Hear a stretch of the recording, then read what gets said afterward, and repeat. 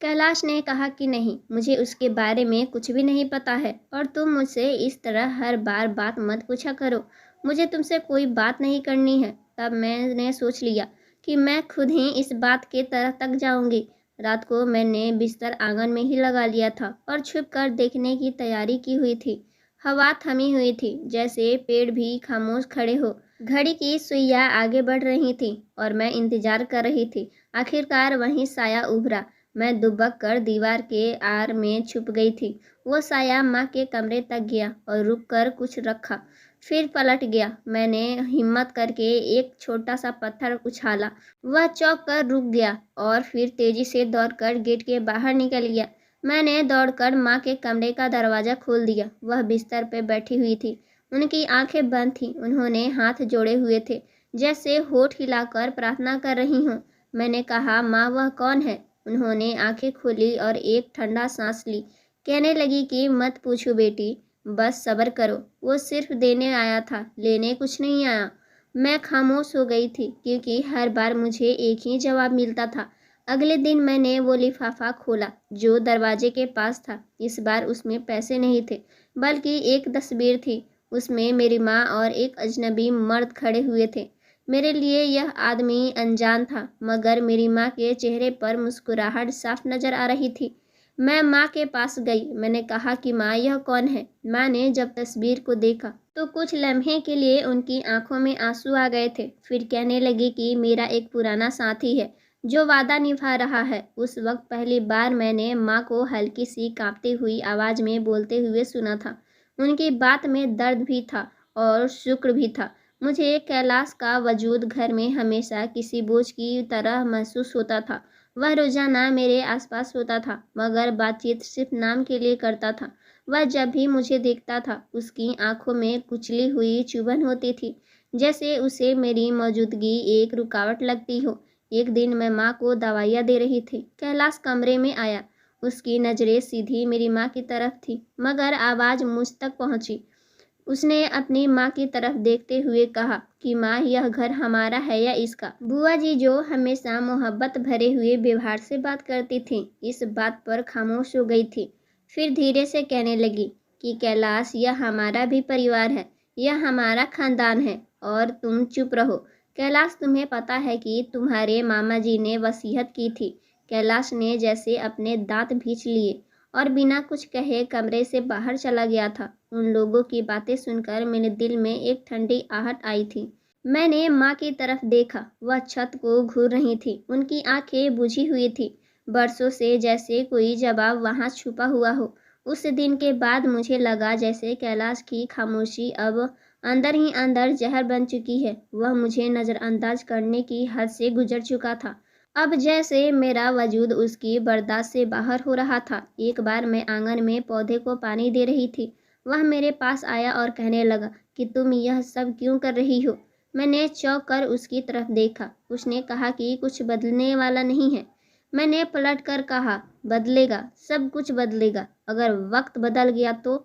उसने कहा कि वक्त तुम्हारे हाथ में नहीं है। लिफाफे अब हर हफ्ते वक्त पर आने लगे थे। हर हफ्ते में एक बार मैं उन्हें चुपके से निकालती थी और पैसे गिनती थी, और फिर वही सवाल दिमाग में गुंजता था कि कौन है और क्यों? अब और कौन पैसे, आखिर क्या मतलब है इन सारे पैसे का? और माँ मुझे हर बार एक ही जवाब दिया करती थी कि जो हो रहा है होने दो, सवाल मत करो। फिर एक दिन लिफाफे के साथ एक कागज भी मिला, जिस पर सिर्फ 2 शब्द लिखे हुए थे, वादा निभाया। उस रात माँ बहुत कमजोर लग रही थी। उनकी सांसें उखड़ने लगी थी। मैंने उनके माथे पर हाथ रखा तो पसीना था, मगर बुखार नहीं था। उनकी आंखों से आंसू निकल रहे थे। मैंने पूछा, माँ आपको क्या हुआ? उन्होंने सर हिला दिया, जैसे कुछ कहना चाहती हूँ, मगर उनकी जुबान साथ नहीं दे रही थी। सिर्फ आंखों से बहते हुए आंसू थे, जैसे बरसों का कोई बोझ धीरे धीरे बह रहा हो। मैंने पानी का गिलास दिया। माँ 2 घूंट पानी पीकर रुक गई, फिर नजरें छत पर जमा दी। सुबह कैलाश बहुत बदले हुए अंदाज में मिला था। ना कोई नमस्कार, ना हाल चाल पूछे, और नाश्ता किए बिना ही चला गया था। बुआ जी कहने लगी कि कैलाश आजकल कुछ उलझा उलझा सा है। शहर में काम ढूंढ रहा है, शायद परेशान है। मैंने कहा कि काम के साथ साथ व्यवहार भी ढूंढ ले। कहीं वह भी खो चुका है। बुआ जी ने सुनकर कुछ नहीं कहा, लेकिन मैंने उनकी आंखों में एक लम्हे को कोई पुरानी थप्पड़ देखी थी, जैसे वह सब जानती थी, मगर खामोश रहने की आदत उन्हें विरासत में मिली हो।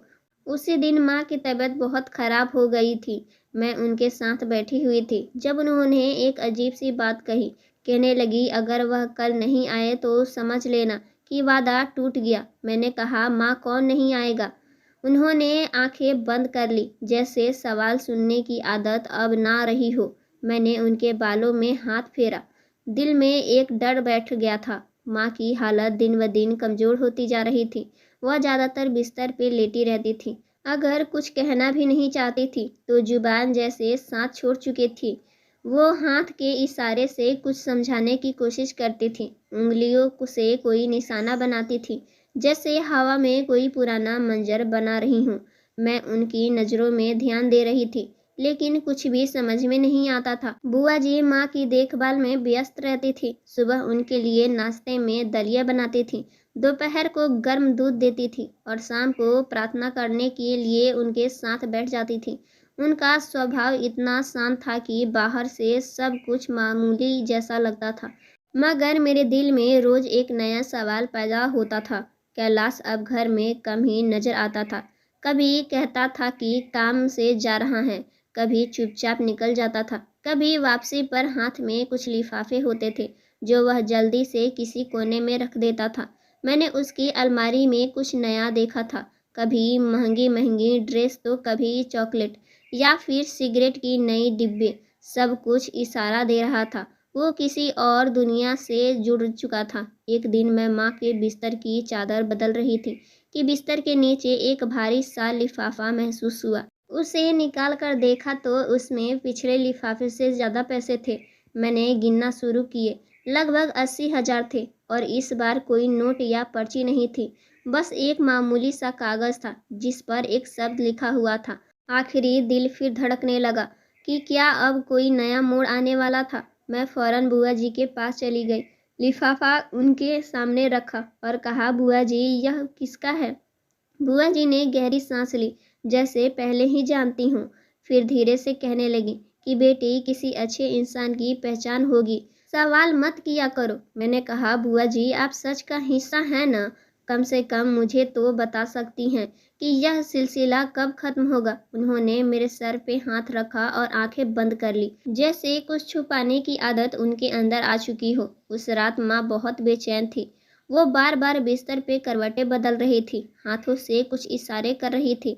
मैंने करीब जाकर पूछा कि माँ क्या चाहिए आपको? उन्होंने उंगली से बाईं तरफ इशारा किया, जैसे दराज या संदूक की तरफ। मैंने दराज खोली। कुछ दवाइयाँ, पुराने कागज और एक लकड़ी का छोटा सा डिब्बा था। मैंने वह निकाला। माँ ने हाँ में सर हिलाया, कहने लगी कि खोलो। मैंने डब्बा खोला तो उसके अंदर एक पुरानी अंगूठी थी। किसी जेंट्स की अंगूठी लग रही थी। सिंपल सी अंगूठी थी और एक कागज पर लिखा हुआ था, अगर कुछ हो जाए तो इसे वापस दे देना। माँ को देखा, उसकी आंखों में आंसू थे। मैंने कहा कि माँ किसको देना है? वह कुछ कहने लगी, मगर सिर्फ होठ हिला रही थी, आवाज़ नहीं निकल सकी। अगले दिन जब कैलाश आया, मैंने उसके चेहरे को ध्यान से देखा। वह बहुत ही उलझा हुआ था और शायद गुस्से में भी था। मैंने पूछा कि आजकल कहाँ होते हो? उसने तेज शब्दों में जवाब दिया कि जहाँ होना चाहिए। तुम्हें हर बात जानने की ज़रूरत नहीं है। मैंने कहा, मुझे इस घर की हर बात जानने की हक है। उसने चिल्लाकर कहा कि तुम्हें कौन सा हक मिला है?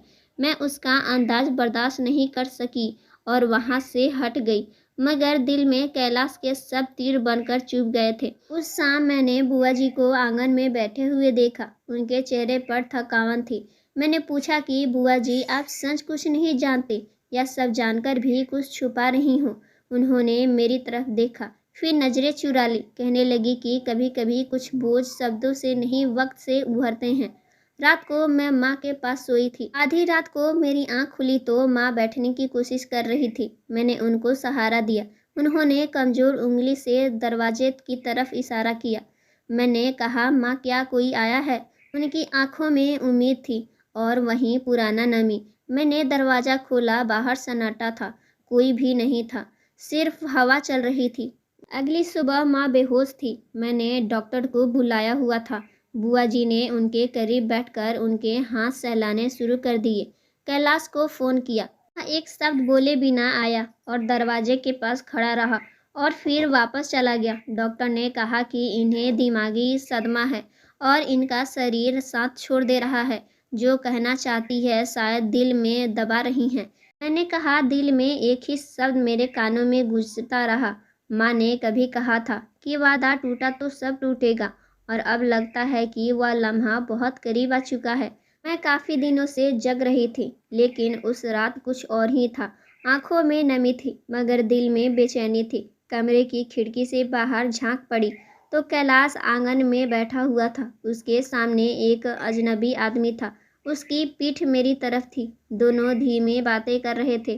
कैलाश के हाथ में वही पुराना पीले रंग का लिफाफा था जो कई बार माँ के बिस्तर के नीचे मिला था।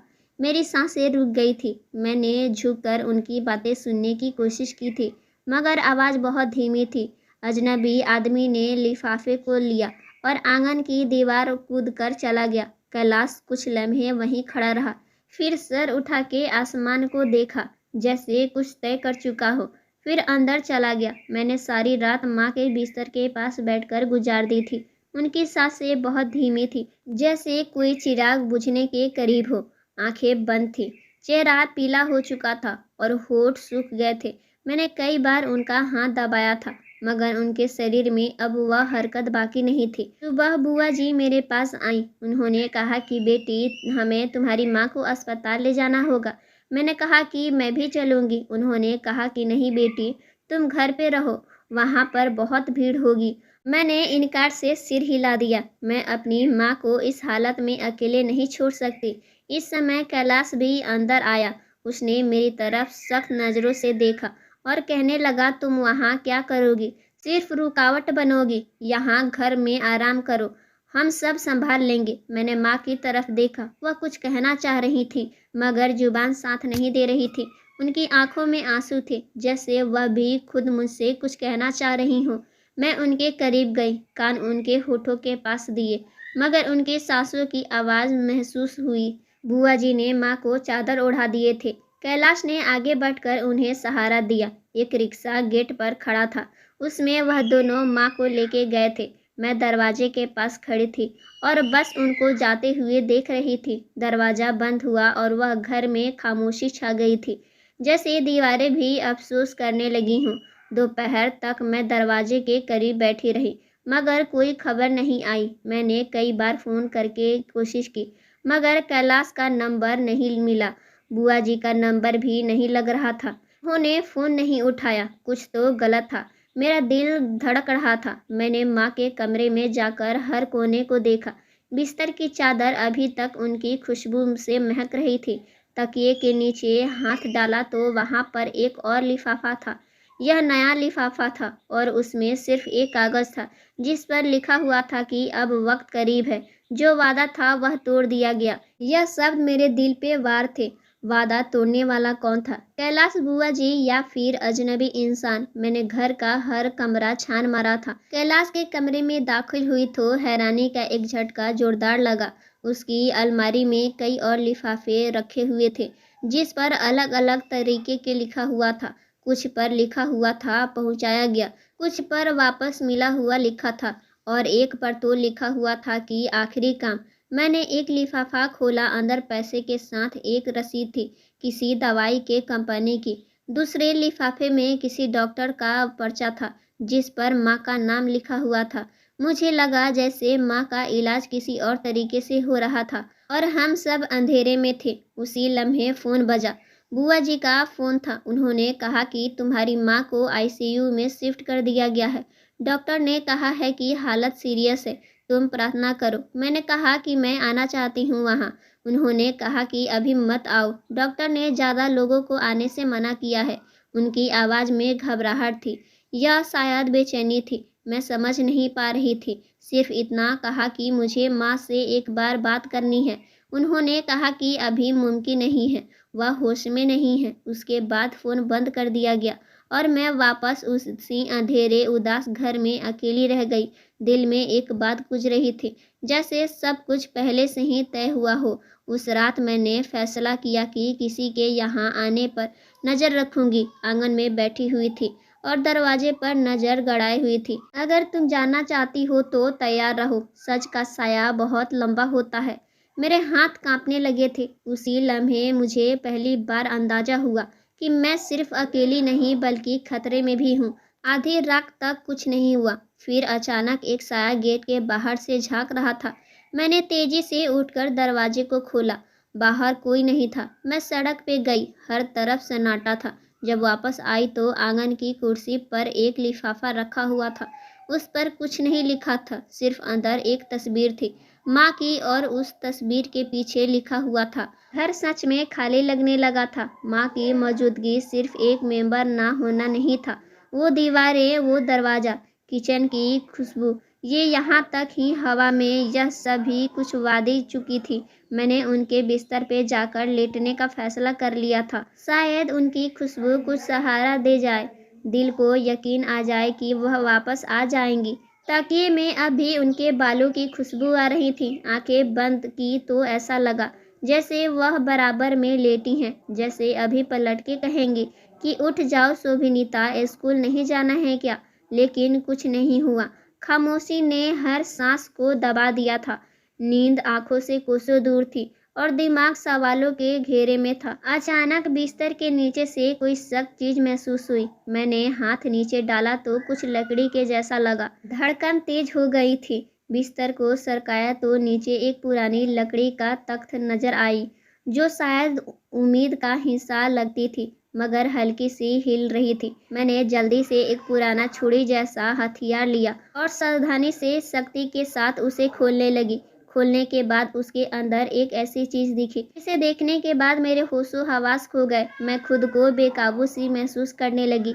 आखिर क्या था उसके अंदर जिसको देखने के बाद मेरे होश हवास उड़ गए। मेरे पैरों तले से जमीन खिसक गई। आगे की कहानी जानेंगे हम तीसरे भाग में।